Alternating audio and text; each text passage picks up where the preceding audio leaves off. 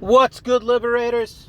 Fingers here, and this is the latest and therefore greatest episode of Dx2 Demon Review. And today, we are talking about the goddess who started it all, the mother of the MegaTen franchise as we know it, Izanami.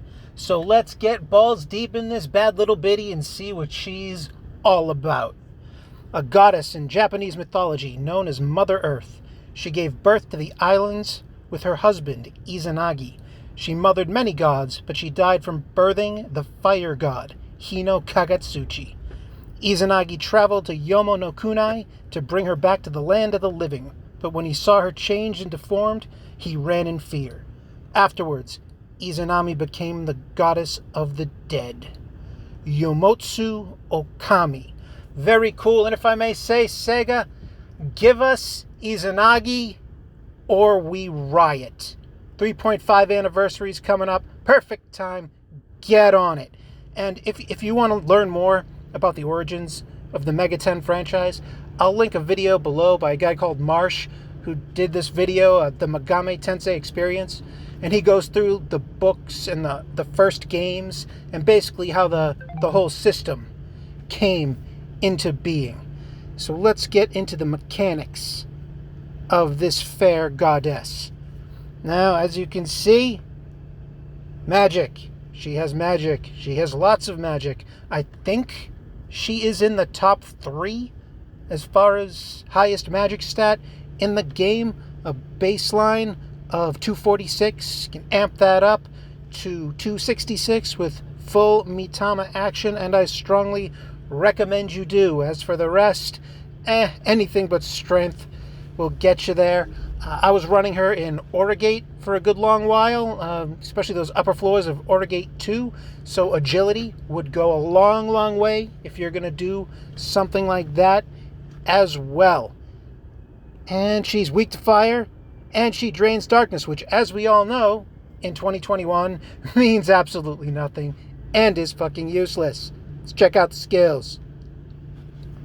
Okay, the transferable Bolt Storm inflicts electric magic damage 2 to 4 times on random enemies with a power of 55, making this the highest damaging transferable electric skill that hits random enemies. And I hate this skill and all of its comparable elemental skills because we have enough RNG fuckery to deal with without adding this 2 to 4 times nonsense to the mix. I'm always underwhelmed by random attacks and what they put out because they always seem, this is anecdotal, mind you, but they always seem to only hit twice.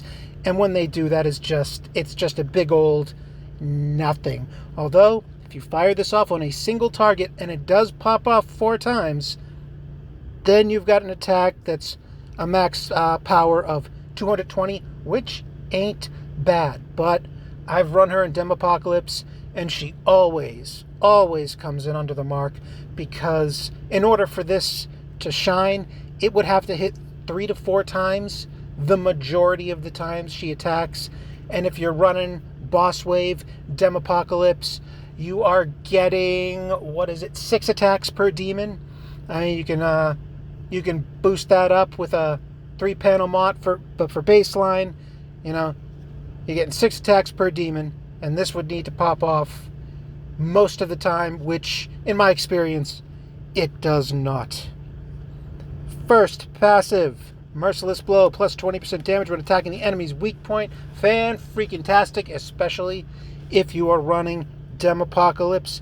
Can't hurt that score at all. And for her single unique skill, because Izanami is one of the original demons, and Sega was still kind of finding their footing with how they were forming their demons. They caught on real quick, but the initial wave of demons often blurred the lines. They didn't really know what they wanted to do with them. They would make them, half physical, half magic, which never works. They always come out underwhelming. But in the modern day, they seem to have figured it out. Okay, we need to hyper-specialize every one of these 5-star demons, because that's what makes them 5-star demons. They gotta really shine. So for her passive, Yomotsu Okami. While the demon with this skill is alive, all party members will receive the following effect, plus 10% to electric and dark damage, which makes her a queen of both electric and dark Demopocalypse, assuming you transfer the right skills onto her or you have her in the relevant archetype, which we will get into. And another fantastic aspect of this is if you level this skill up, plus 20% to her magic stat, which piles onto her already beast of a magic stat. Fantastic. I would recommend it, especially since you get the double tap. You can use her for both electric and dark Demopocalypse. And if your faction rolls like mine does and does the bonus area every time it comes around to get the most rewards, most bang for your buck, then this is something you want to invest in, those demons that you can use in multiple areas to be as efficient as possible. So highly recommend. As for the archetype skill, I've got her as a psychic, which gives electric amp plus 25% to electrical damage. Speaks for itself. Amazing. And for the transferables, I got her with Mudodyne because, like I said, I multitask her with both electric and dark Demopocalypse, which is pretty much all I use her for these days. Sadly, that's the only time she gets any real play in my game, but I would like to eventually switch this up to, Hellgaze, which is the most powerful single target dark attack, and is also her Origami archetype skill. So that is something to keep in mind if you are doing like I do, multitasking Demopocalypses. Keep it in mind. And for the final transferable, Maziodyne, which is basically a relic of when I was running her in Origate, which I sadly don't do anymore. Except for when that last event came along and those stupid plant monsters came with their resist status ailment thing and I couldn't do my Undead Alice double tap. Well then, those 2 weeks, she shined again. She came back full bore. But you can see why I put this on there when we get to the panels. Brands. Spell brands. Give her spell brands. She is an absolute monster with magic. As you can see, I've got some of my better brands on her right now, which means for the secondary stat, each one of her 5 brands has that secondary stat of Magic Attack Plus, which, as you can see here, caps out at 42. Now, 42 times 5 adds quite a nice amount of magic attack. What's that? 210, if my math is correct. And also, of course, the hands and the feet have magic attack percentage boost for the main stat, which can give you some great numbers. More or less, if you're able to kick your magic attack or physical attack, depending on the demon you're using, over 2,000, you are doing something very right. And if you're over 1,800, you are perfectly viable. Don't let anyone tell you otherwise. Spirit panels. Now, Izanami's got some really great panels. Most demons have that one panel that's just like, it'll get me to the 3rd panel. Well, Izanami, all 3 of them are absolutely god tier. Panel 1, minus 1 MP to all electric and dark skills. Fantastic. Anything that can reduce MP cost. This means that you could run her in PvP on her agility doesn't really allow for this, but you can make up for that in other ways. But still, you could have her popping off Maziodyne round 1 if you go first in PvP with her 2,264 magic attack. You will be shredding all of their offensive demons, because as we all know, if your demon can hit hard, it's made of paper. Panel 2 adds Electric Pierce, which, if you were going to run her in PvP, which not many people do these days, but if you're just starting out, if you got Izanami, you could do far worse than this girl right here. But you would probably need Panel 2 for that Electric Pierce, because Unless you're piercing in PvP, you're going to struggle. You're going to struggle. Even in gold tier, you're going to have a time. So you want to make sure you got pierce on all your attacking demons. And for the big Mama Jamma, panel 3, plus 10% to electric and dark damage dealt by all party members while this demon is alive, which piles on to her Yomotsu Okame skill, giving her plus 20% electric and dark damage to every demon on your team, which solidifies her as the queen of electric and dark PvP. You want to get her on there, you want to get her in at least your B team, but she can shine on team 1, 2, anything to boost your heaviest hitting electric or dark based demon, an extra 20%. Anything you can do to take it above and beyond what they have naturally will get you some amazing results. And before we wrap this up, let's take a look at her other archetypes real quick because they are something to consider.